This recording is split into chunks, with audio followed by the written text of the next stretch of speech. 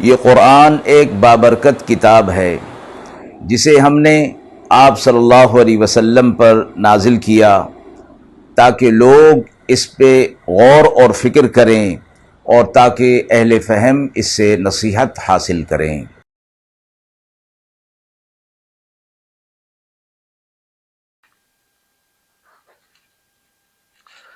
بسم اللہ الرحمن الرحیم۔ السلام علیکم ورحمۃ اللہ وبرکاتہ۔ ناظرین کرام، درس قرآن مجید کے آج کے اس پروگرام میں ہم سورۃ العصر کی تفسیر موصول شدہ سوالات کی روشنی میں کریں گے۔ اس حوالے سے جو پہلا سوال ہے کہ وقت یعنی عصر کی قسم کھانے کا مقصد کیا ہے اور اس کی اہمیت کیا ہے۔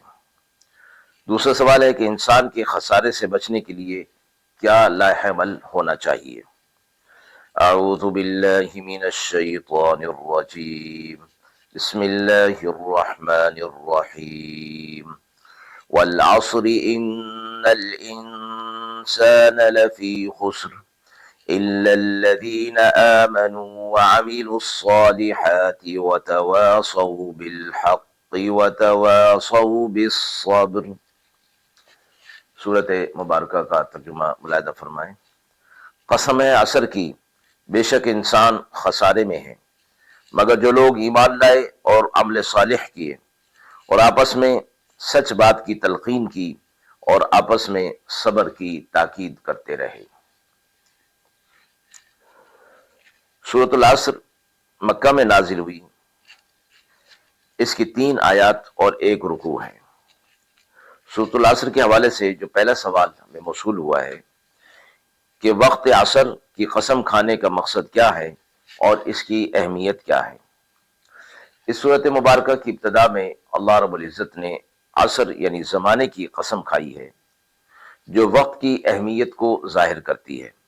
وقت اللہ تعالیٰ کی عظیم نعمتوں میں سے ایک نعمت ہے اور اس کی قسم کے ذریعے سے انسان کو یہ پیغام دیا جا رہا ہے کہ وقت کی قدر کرنا ضروری ہے۔ جو لوگ اس قیمتی نعمت کو ضائع کرتے ہیں وہ نقصان میں رہیں گے۔ مذکورہ مفہوم کے حوالے سے جو حدیث مبارکہ ہمیں ملتی ہے، رسول اللہ صلی اللہ علیہ وسلم نے فرمایا، نعمتان مغبون فیہما کثیر من الناس الصحۃ والفراغ۔ 2 نعمتیں ایسی ہیں جن میں اکثر لوگ خسارے میں رہتے ہیں، صحت اور فارغ وقت کی نعمت۔ موجودہ دور میں وقت کی قدر نہ کرنا، غیر ضروری کاموں میں اپنے وقت کو ضائع کرنا اور آخرت کی تیاری سے غافل رہنا عام معمول بن چکا ہے۔ آیات مبارکہ اور حدیث مبارکہ اس وقت کی اہمیت کو سمجھنے اور اس کے درست استعمال کرنے کی ترغیب دے رہی ہیں۔ سورۃ العصر کے حوالے سے دوسرا سوال ہے کہ انسان کے خسارے سے بچنے کے لیے کیا لاحق عمل ہونا چاہیے۔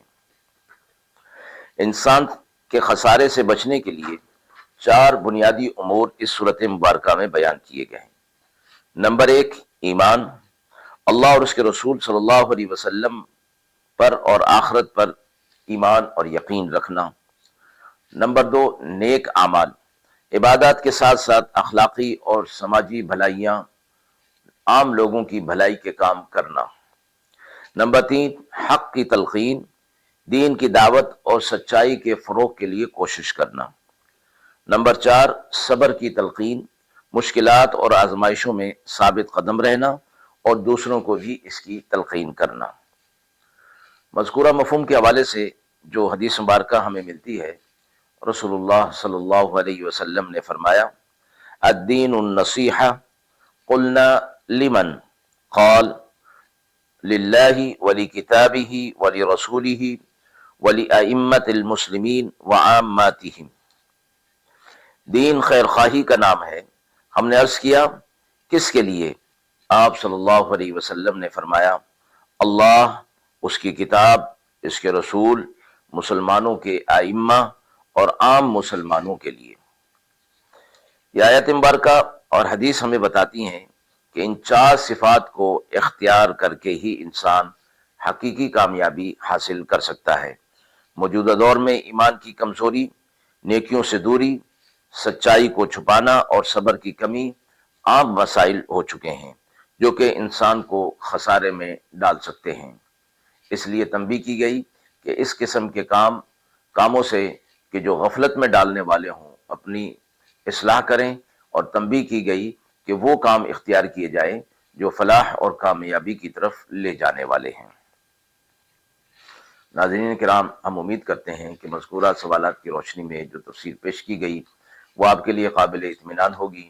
اس حوالے سے آپ کے بھی کوئی سوالات ہوں تو ضرور کمنٹ باکس میں دیجیے، انشاءاللہ ان کے جوابات دینے کی پوری کوشش کی جائے گی۔